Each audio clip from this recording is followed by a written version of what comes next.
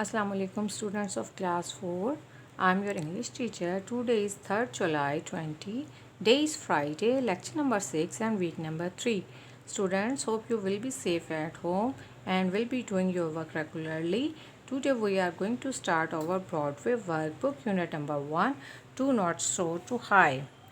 Before starting the lesson, we will drill some difficult words which are used in this unit.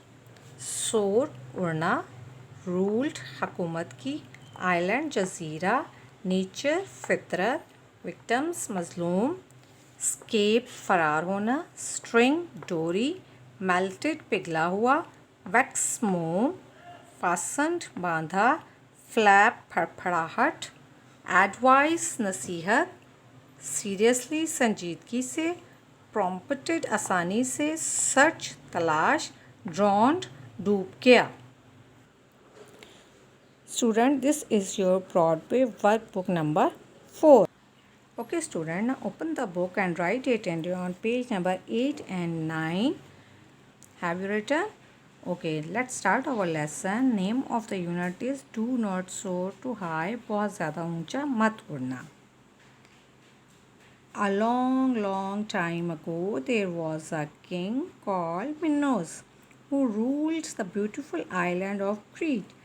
बहुत पुरानी बात है कि एक बादशाह था जिसका नाम था मिनोस. वो एक बहुत ही खूबसूरत जजीरे पर हुकूमत करता था जिसका नाम था Crete. King Minos had a very changeable nature. और वो जो बादशाह था ना, उसकी बहुत ही चेंज नेचर थी. वो किसी एक बात पर कायम नहीं रहता था. He would love his subject one day and hate them the next day. एक दिन जिस चीज़ से वो प्यार करता था, नेक्स्ट डे उसी चीज़ से उसको नफ़रत होना शुरू करती थी. वन डे उसको लाइक करता था और second day dislike. Two goodsman, Daedalus and his son Icarus, were the victims of the king's changeable mood. तो बहुत अच्छे आदमी थे. एक का नाम था टैटलस और उसका बेटा था इकरस. दोनों बहुत मजलूम थे जो बादशाह के इस चेंजेबल मूड का शिकार हो चुके थे. दे वर इम्प्रिजन्ड ऑन एन आइलैंड. और उनको एक जजीरे पर कैद कर दिया गया था. Where they spend their days watching seagulls float freely through the air. जहाँ वो सारा दिन बेचारे हवा में सीगल्स को उड़ते हुए देखते रहते थे. These birds gave Atlas an idea for escaping from the island. In birds को डेली देखने से डटलिस के माइंड में एक ख़याल आया कि क्यों ना हम भी इस आइलैंड से फ़रार हो जाएं बर्ड्स की तरह फ्लाई करते हुए. Atlas began to collect feathers to make huge wing. अब टैटलस ने परिंदों के बड़े बड़े पर जो थे ना, उनको इकट्ठा करना शुरू किया. Then he tied the feathers together with string and poured melted wax over them. फिर उसने उनको एक टोरी के साथ बांधा और पिघला हुआ मोम उनके ऊपर डाल दिया. The wax cooled and hardened. जब वो मोम जो है वो ठंडा हो गया और उसकी हालत जो है वो सॉलिड हालत में हो गया. And help to stick the feathers together. और उसने स्टिक की मदद से उन परों को आपस में जोड़ दिया, इकट्ठा कर दिया. Next Atlas fasten the wings to his shoulder and began to flap them back and forth. अब जो स्लोली ही began to rise from the ground and glide over his island prison. और फिर क्या किया, फासन उसने अपने शोल्डर्स के साथ, अपने कंधों के साथ उन परों को बांधा और फिर उसने कोशिश की, मतलब एक दफ़ा ट्राई किया कि वो ऊपर जाए नीचे जाए. आहिस्ता आहिस्ता उससे फील हुआ कि वो ज़मीन से ऊपर की तरफ उठना शुरू हो गया है. और फिर जिस आइलैंड पर वो कैद थे वहाँ से आहिस्ता आहिस्ता वो वहाँ से निकल गया. When he floated back to earth, उसके बाद वो दोबारा ज़मीन पर वापस आया. Daedalus immediately began to make a set of wings for his son. और फिर जल्दी जल्दी उसने अपने बेटे के लिए भी वैसा ही सेट बनाया. Soon father and son were ready to make their escape. अब बाप और बेटा दोनों वहाँ से भागने के लिए, फरार होने के लिए तैयार थे. But there for taking to the air, लेकिन हवा में उड़ने से पहले Daedalus gave Icarus some final advice. लेकिन टैटलस जो फादर था उसने अपने बेटे को नसीहत की. क्या नसीहत की? रिमेंबर डू नॉट सोर टू हाई. याद रखना बेटा कि बहुत ज़्यादा ऊंचाई पर नहीं जाना.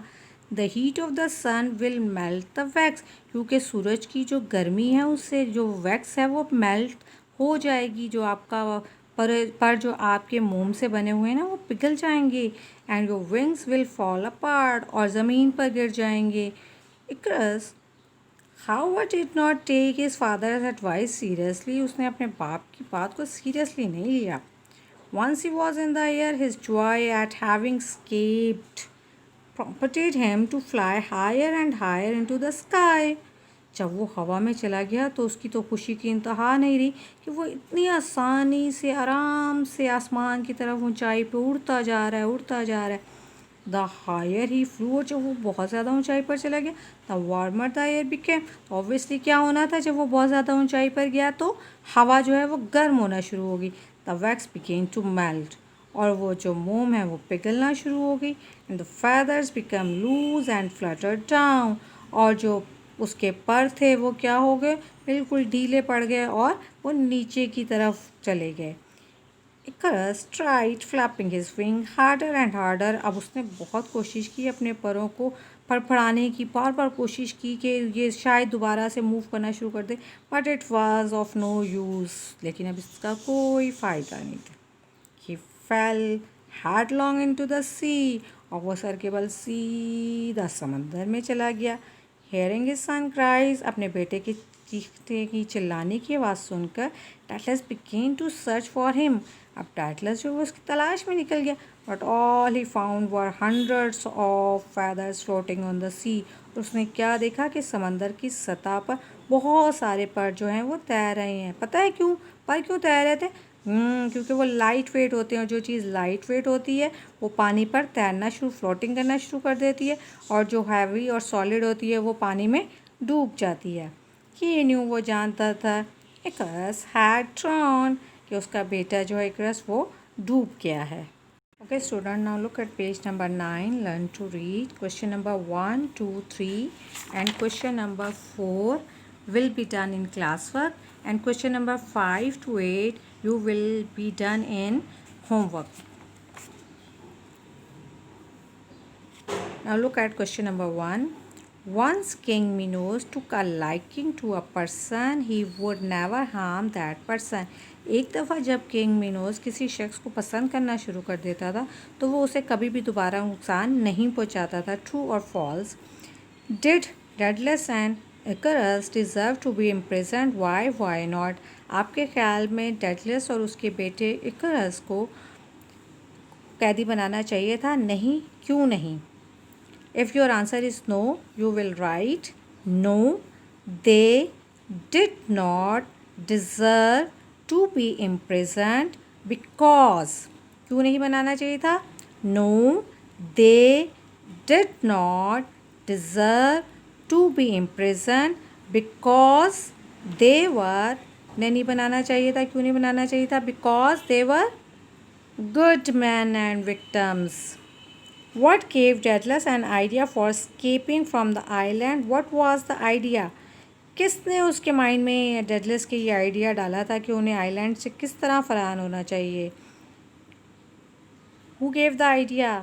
Yes, birds, seagulls. The birds, seagull gave him an idea of making, किस चीज़ का? Of making huge wings. Now turn the page. Did the wings that Daedalus make for himself work well? How can you tell? आपके ख्याल में जो पर उसने बनाए थे डेडलस ने, वो सही काम कर रहे थे? Yes. आपको कैसे पता चला? Yes, because Daedalus use them, कि उसने उसे यूज़ किया था, use them, cause Daedalus used them to glide over his island prison. Now question number 5 to 8 you will be done in your homework. Daedalus said to Icarus, उसने Icarus को क्यों कहा कि याद रखो, do not soar too high, ज़्यादा ऊंचा मत उड़ना. Why did he say? उसने ये क्यों कहा? What did Icarus ignore his father's advice? उसने अपने बाप की बात को सीरियसली क्यों नहीं लिया? If Icarus had listened to his father's advice, he would not have drawn. आपके ख्याल में अगर वो अपने वालिद की नसीहत को मान लेता तो वो नहीं डूबता। ट्रू और false? How do you think Rattler must have felt when he realized that his son was dead? अब आपके ख्याल में डैटलस को जब ये पता चला कि उसका बेटा जो है डूब गया तो क्या फीलिंग्स थी, उसने कैसा महसूस किया? सैड हुआ था? हेल्पलेस भी था क्योंकि वो उसकी मदद नहीं कर सकता था। Okay, now our lecture is over. Thank you.